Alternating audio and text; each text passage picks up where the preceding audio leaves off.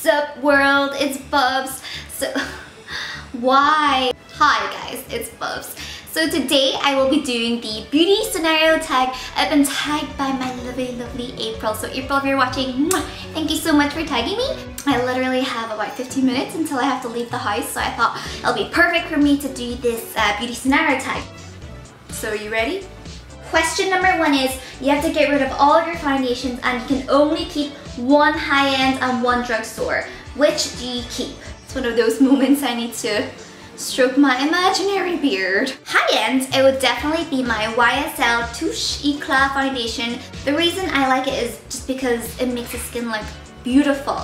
Beautiful in a very healthy way, as if you've just had a 2-hour spa treatment and your skin looks like it's glowing from the inside. I feel like if I were to just wear this foundation alone with no other makeup, I would still feel pretty good because my skin would look amazing. And when your skin looks amazing, of course you're gonna feel amazing. So as for drugstore foundation, the one that I did like is one that I had to throw away unfortunately because it went out of date.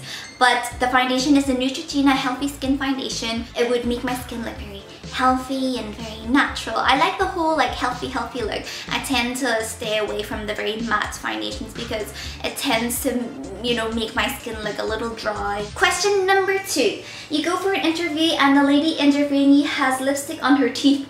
Ooh. Do you approach the subject or ignore it completely? So now I have to check and see if I have lipstick on my teeth. Honestly, I would tell her just because I think it's, you know, honesty is the best policy, and hopefully, you know, she'd take it well and she wouldn't think I'm just like a judgmental little person. Yeah, I've had people tell me I've got lipstick on my teeth before, and you know, I appreciate it. So I've had two tones. Some people say, oh, you got lipstick on your teeth. And then you have the people who say, oh, you know, it's nothing, but you have a little lipstick in your teeth. So I would go for that approach rather than the ugh. So you're not feeling yourself and you need a pick-me-up lipstick. Which one do you go for? Definitely go for a bold color. Usually when I'm tired or when I'm feeling ill, I slap on a bold lip color because when you're so busy concentrating on someone's lips, you just don't really notice their eye bags. For me, it has to be a fuchsia color because I feel like pink always looks a bit more modern. It could look a little edgy if it wants to. I wear this lipstick a lot in my vlogs just because I don't bother like wearing like a lot of makeup, to be honest. And a lot of you guys ask about this lip color. And this lipstick is Makeup Forever Rouge Artist Intense in number 36. And the color is just phenomenal and it makes your teeth look white. You go back in time for a day to your teenage years. How would you do your hair and makeup differently?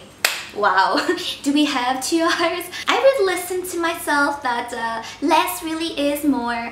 I used to think that the more I slap on my face, like the better, you know. I have the entire Rimmel makeup range like on my face, like all the products, it's all there. I would definitely go easy on the foundation and not go for a color that's 3 shades darker, because I used to think that, okay, your foundation is supposed to look darker and more orange because all the girls in my high school did that, so I thought, okay, that must be the way to go. And because I had a lot of acne, I just thought the more I put on my face, the more covered.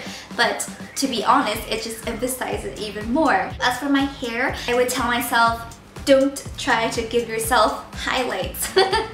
Don't do it. Don't. Question number 5. You ask your hairdresser for a shoulder-length Pixie Lott haircut, but they hear you wrong and give you a pixie haircut. Do you A, smile, say thank you, leave, call your mom and cry hysterically, B, cry in the chair and things get awkward, or C, complain to the manager and demand a refund? See, that would never happen to me because I'm one of those customers that would enter the salon with a little picture and, you know, we'd have like a little like meeting beforehand. Even say if I didn't take a picture, I'm also like the really annoying type that would always ask questions sometimes. When people cut hair like a certain technique, I would ask why they do that because I like learning things. So therefore, if I were to see the hairstylist go like this and, you know, even cut a little bit off hers, I'd be like, whoa, slow down, what's happening? Hypothetically, say it did happen. I guess, you know, if it's cut, it's cut. You know, crying about it isn't gonna make my hair grow back any quicker. I would definitely express my thoughts as a customer because I have the right to. Probably no tips though, sorry. Your friend surprises you on a 4-day city break. Ooh, that's nice. And you have 1 hour to pack.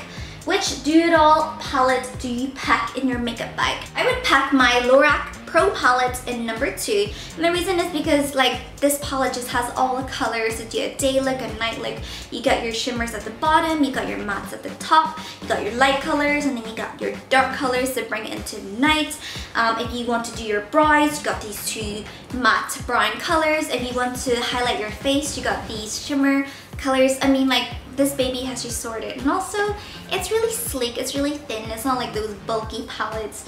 Your house has been robbed, don't worry, everyone is safe, but your beauty stash has been raided. What's the product you really hope is safe?